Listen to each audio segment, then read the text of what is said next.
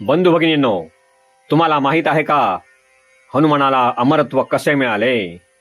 हनुमान यांना अमरत्व म्हणजेच चिरंजीवित्व अनेक देवतांच्या वरदानामुळे मिळाले, अशी कथा रामायण आणि इतर पुराणांमध्ये सांगितली आहे.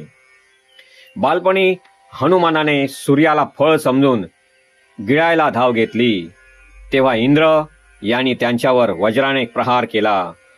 त्यामुळे हनुमान बेशुद्ध झाले. हे पाहून त्यांच्या वडिलांनी म्हणजेच वायुदेव यांनी क्रोधित होऊन जगातील संपूर्ण वायूच थांबवला.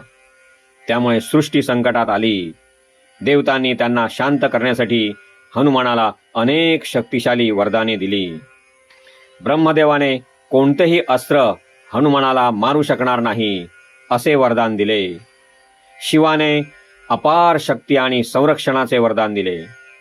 इंद्रदेवाने वज्राचा त्याच्यावर कोणताही परिणाम होणार नाही असे, तर सूर्यदेवाने ज्ञान आणि तेजाचे वरदान दिले.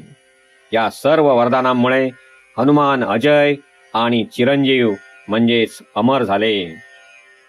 हनुमान अमर आहेत. ते आजही अदृश्य रूपात जिवंत आहेत आणि पुढेही असतील.